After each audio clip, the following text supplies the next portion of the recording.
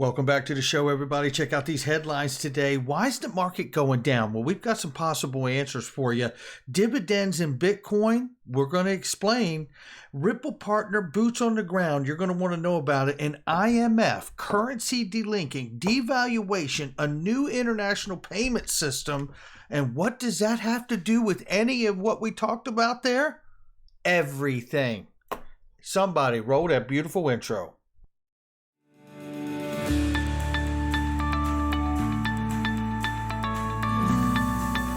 Digital Perspectives with Brad Kimes. Come on in.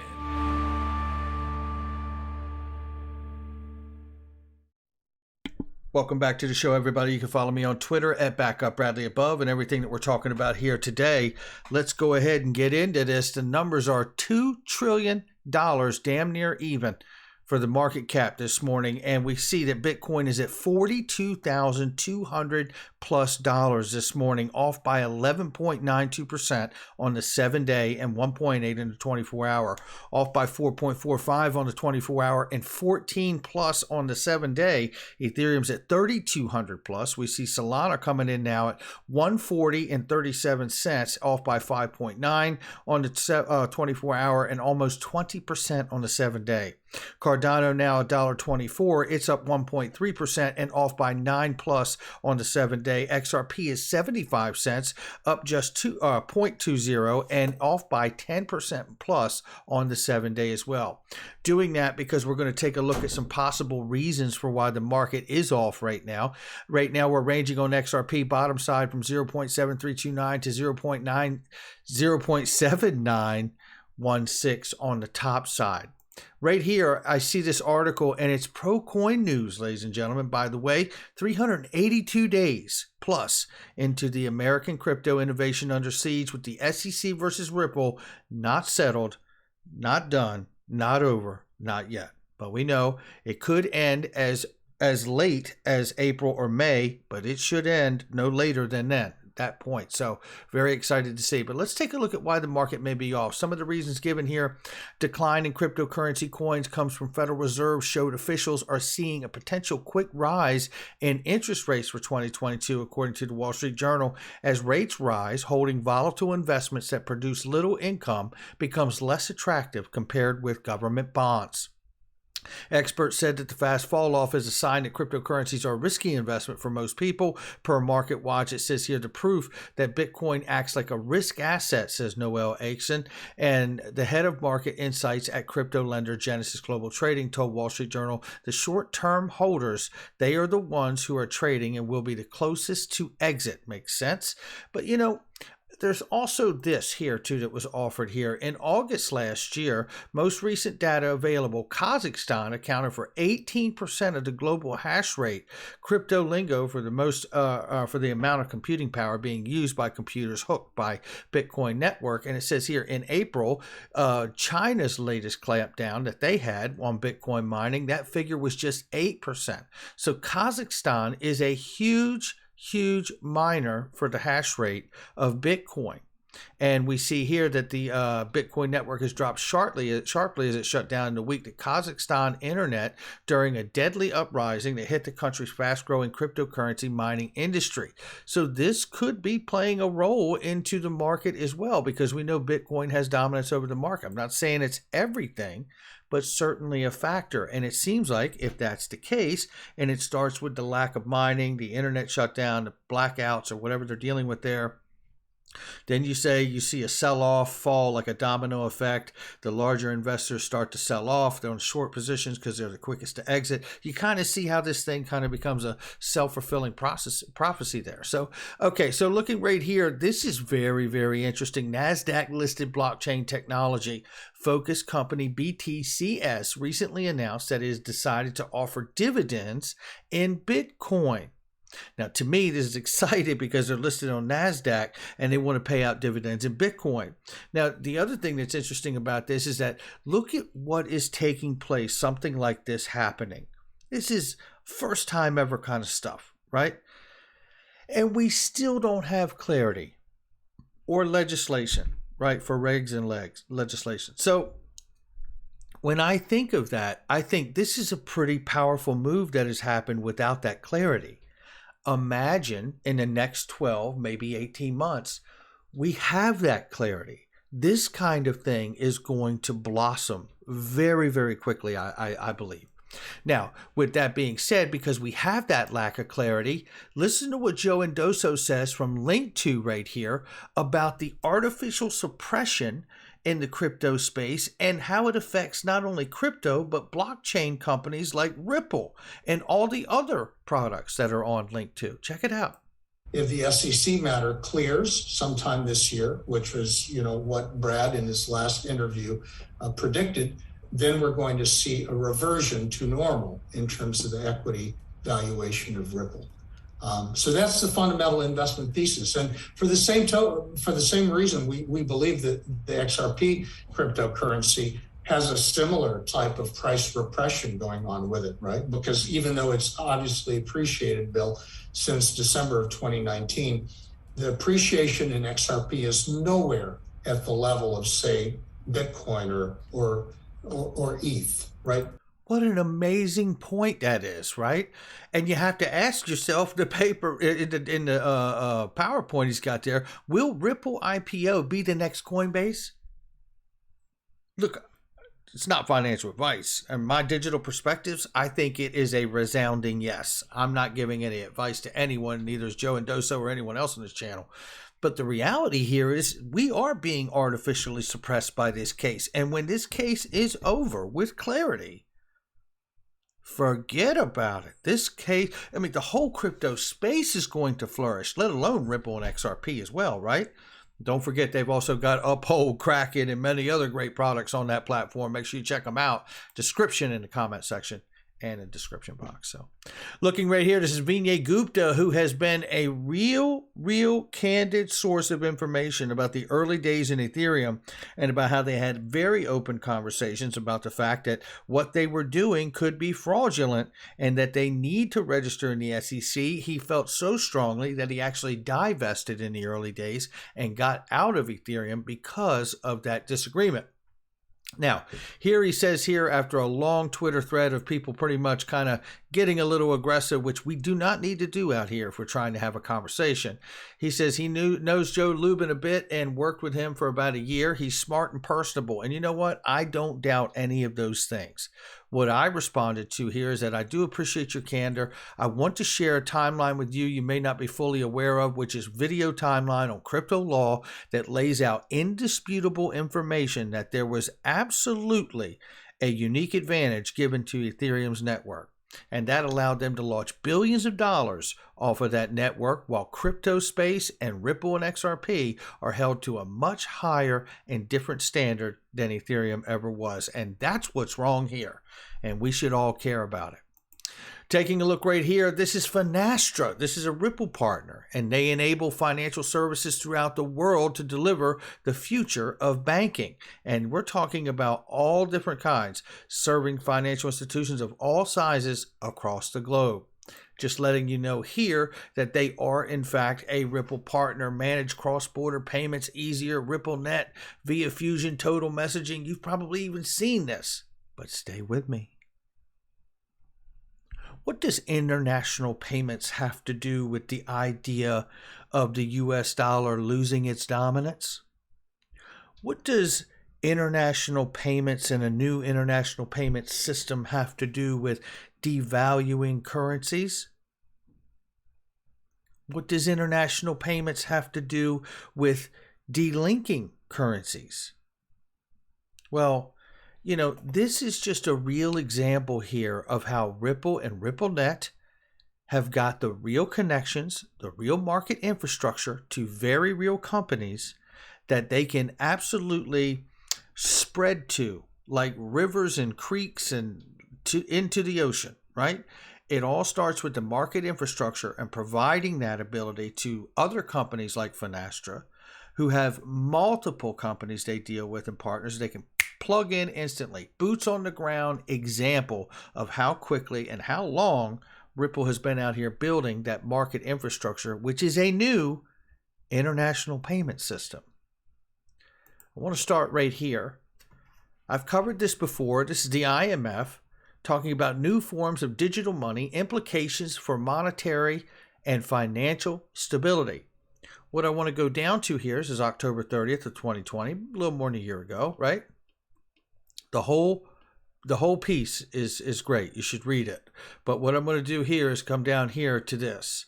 In a multipolar world, and this is the International Monetary Fund discussing the idea of getting away from one global reserve currency and going to a multipolar asset world.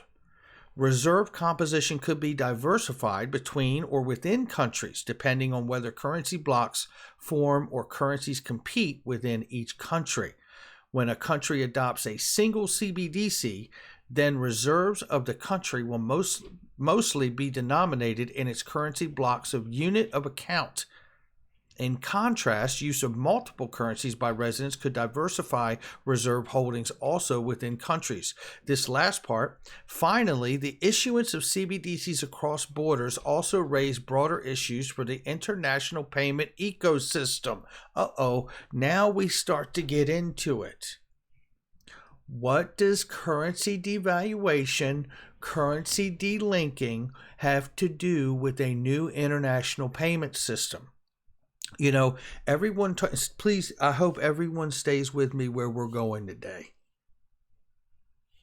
Because everyone understands on the face value, well, the new international payment system, like, the XRP ledger and the XRP token, allows for a more cost-efficient, scalable, we know the drill, do we not? We know it.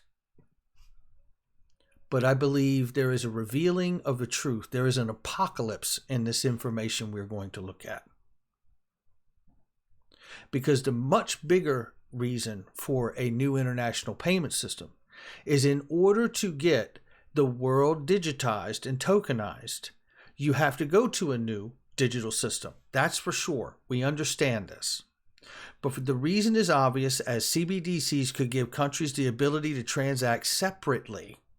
This would lower demand for correspondent banking services and SWIFT, international financial messaging and payment system. So it's absolutely a paradigm crush, right? You're talking about destroying a paradigm in the financial world that has existed since the beginning of cross-border payments. The bigger issue we're also talking about here is going to this new international payment system, which, by the way, we're going to hear from Ripple on central bank digital currencies, because this new international payment system isn't just about lowering the cost and speeding up the velocity of money with this new digitized world we're in and tokenized world. That's not the only thing here. It's also about moving the world from one global reserve currency to a multipolar asset-backed world. Don't believe it, it's still true. This is Bill Campbell. He's on the show right here, down the middle, with Danielle DiMartina Booth, who is formerly of the Fed and an economist and a really bright mind in this space. Bill Campbell is a market veteran who also, by the way, runs Global Bond Strategy Fund, more than $1 billion fund, dealing with foreign exchange and many, many other issues based around where this new international payment system is going to be going. We're first going to start here because this is where he's going to talk about the power of the US dollar versus other elements and how it needs to be reevaluated and how it could drop the value of the dollar significantly. This could become the catalyst for why we would move to a multipolar asset world, which you can't do unless you're on a new international payment system that is interoperable for all the money of the world. Wonder if you know any projects that could fit that bill. I think we're getting into a fair amount of trouble. Now, the reason why I'm kind of wavering is if it were just the U.S. that was doing all this nonsense, with the money printing and, basically underwriting all the fiscal stimulus, then the implications would be very obvious that the dollar would tank and, assets would eventually, you'd have, with the inflation being a U.S. phenomenon, assets would leave the U.S. But this is a global phenomenon right now. And even, central banks that have no right to do or should not have the capacity to do quantitative easing and, this type of, fiscal underwriting, we're seeing, even in emerging market countries, and they're, starting to unwind. They're trying to unwind it as well. So the question is, where can assets, where does money really run to? And I think that, this idea that, the least dirty shirt is, going to start to play out. But this is where I think, all, countries, are starting to think very hard about, look, the amount of US dollars that we hold and the fact that we've always counted on the US to do the right thing, does that make sense? And if you're looking at, when you start looking at other countries where they'll say, I understand the U.S. may still be, one of the cleaner shirts, but do I want all my apples in that basket? Or, do I want to look at my broad balance of payments, or do I want to look at my trading relationships? Yep. And, does it maybe make more sense as, as an international central bank, instead of holding all my currency reserves, or the majority, 60% or more in the US dollar, do I want to start holding a basket of currencies that actually reflects the trading relationships that my country engages in over the course of the year? Here we go. And that may be much lower. As we know, the US is only 20% of global GDP, but it's 60% of the global exchange reserves that are held internationally. You hear that, how that out of balance that is? 20% of the global GDP, but yet 60% of the reserves that are held. That is really, really out of balance. Keep listening. Mm-hmm. Just by comparison, let's look at Europe. Europe is about 16 to 20% of global GDP, and their percentage of global exchange reserves about 20%. So that makes maybe a lot more sense. So although I'm not saying the dollar will completely disappear, I think that there's a potential normalization that might happen, because people are going to say to themselves, these policies, how much longer can they go? Yeah, Bill, maybe you say there's one more potential safety net that they can throw out, but what if I'm wrong? That I think you need to finance 101. You got to diversify that basket. You got to diversify that basket, he says. Well, listen to this point right here. Tated. Oh, yeah. So this is where, we were talking before. I think that, right now, international payments are mostly facilitated on the SWIFT system. And, that's about 85% of all international payments via SWIFT. And you get that point. Now, I want to just skip around really quickly for time's sake here. And so they're talking about a new international payment system, and then they reference SWIFT, obviously, because it is the standard at this point. And now I want to take you here where you're going to hear them talk about devaluing the dollar, new payment system being built and put in place for central banks. Take a listen. And it's gone up to 14 trillion. So about 10 trillion of assets on, this net basis have come in. So when you get into this new world where, people are starting to say, as central banks may be looking at saying, okay, we're looking at, at a economic model that's maybe more regionally focused. We've now entered into several regional trade agreements with, our, all of local countries that, we're actively engaged with. Our central banks are now implementing new technology that moves away from SWIFT for fast international settlement. Oh, really? That is interesting. This gentleman knows quite a bit about what's going on, doesn't he? This is really, really interesting. So they can move away from SWIFT. What would they move to? Can you name to me one complete system as developed and in place as RippleNet that could absolutely do this job? The answer is no, you cannot. I have done this long enough to know that answer. RippleNet is the only project and company that is poised to be able to handle this role. Now, people say not at 70 some cents, and I say you're absolutely right. But that's where it comes in, and the central bank decides to make that change, which it sounds like they've done, and begin to collateralize that protocol, that network, that ledger, and that new international payment system, bringing the utility and the liquidity from the same exact place, driving value into a brand new asset called XRP, which is a bridge currency for the world.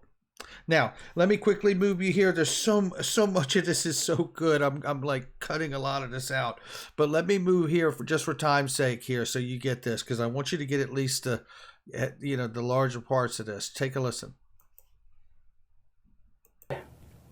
Yeah, no, I think, yes, I think that, ultimately I see a more, again, a multipolar world. A multipolar world, he says.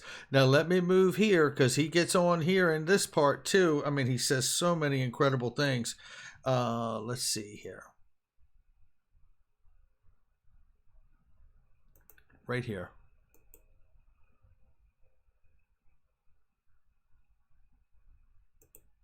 Okay, 1 second here. It's, the old saying of, how do you go broke? First slowly, then all at once. Yeah. And this is where I want to just bring back the idea that all this foreign savings sitting in the U.S. is a powder keg. So yes, the international plumbing is, slowly being rewired, Here he is referencing the international plumbing is slowly being rewired. This guy knows a lot more than he's actually peeling back into. Now, I want to take us into this part where he talks specifically about crypto, and he talks about whether he thinks those things are securities or not and how he views them.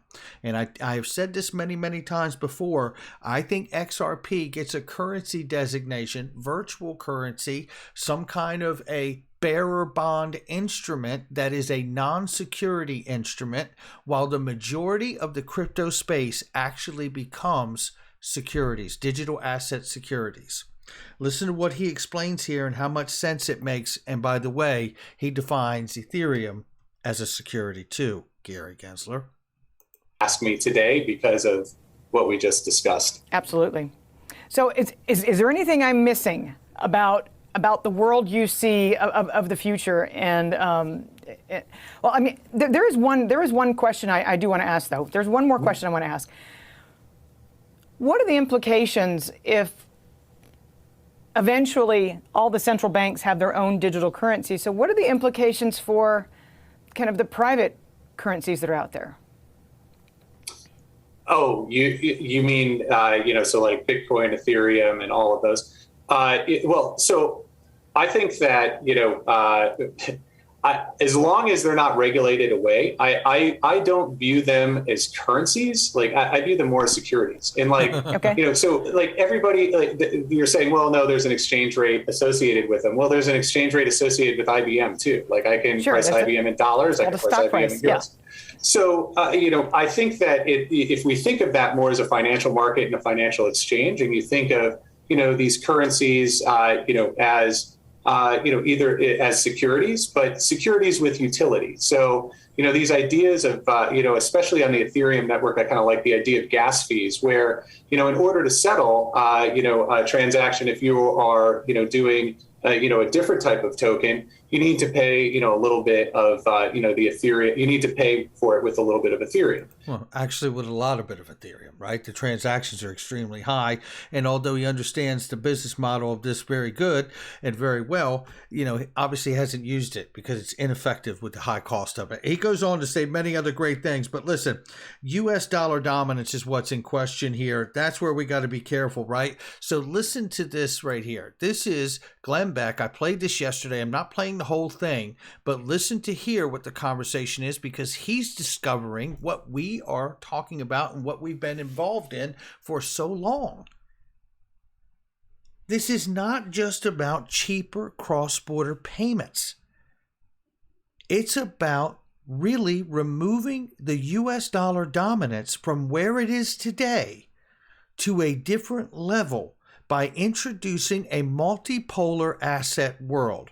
And in order to do that, you got to bring down the 20% GDP number versus the 60% reserves much closer to the GDP level in order to stabilize the stress and the spillover shocks of the dollar. And we will have spillover shocks once that moment happens, which is a currency devaluation. But listen to hear about currency delinking, because in order to deal with a currency devaluation, you will in some instances need to delink from the currency that's being devalued, possibly the US dollar.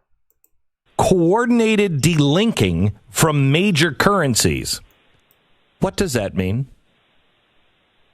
I think that means they're trying to figure out a way to roll out an international currency. That's what I think it means. Probably an international digital currency, which is something that... Well, and you're absolutely right, Justin Haskins. That's exactly what they're doing. And I can tell you that international currency is XRP at my house. And here is the IMF, which we have covered since it came out.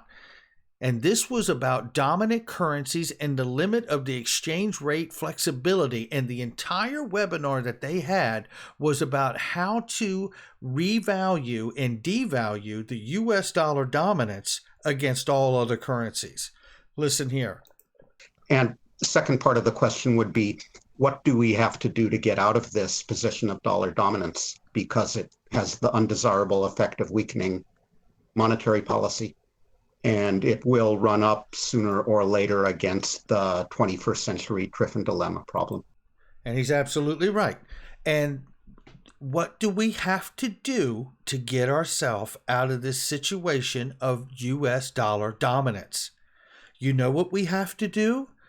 We have to have every central bank and government develop a central bank digital currency. And then we have to have them collateralize the new international payment system, which I believe is the XRP ledger, by collateralizing that ledger. And once they do, this is the major move that needs to take place to get yourself out of that problem of the US dollar dominance, which is really dominating, but it is also weakening at the same time. And because of all the money printing, you have to alleviate the stress of the national currency, the US dollar, also serving as a global reserve currency. It's not the first time in history that this moment has been here. It just happens to be upon us now. I don't see how there is any way for us to reverse the moment and the moment of time that we are in. Far as I'm concerned, this is happening. Even more evidence of that before we get out of here today. It's Ripple and the Digital Pound Foundation showing that Ripple's released an amazing report on central bank digital currencies, which are the key component to getting on a new international payment system, which is not just designed to save you money per transaction. That's the sales pitch. It's to change the US dollar as the global reserve currency and its US dollar dominance on the world by introducing a multipolar asset-backed system. Don't believe it. It's still true. Hit the like and subscribe, leave a comment below, share with somebody you know. Sorry this was a little long today, but I think it's necessary, and sometimes you just got to make a video, and that's what it needs to be. Check out all the links in the description and comment section. They are great products and services I use each and every day. They are trusted, vetted links that you can count on when you click on it. And there's great specials and deals in there too, but you got to click the links to get them. I'll catch all of you on the next one.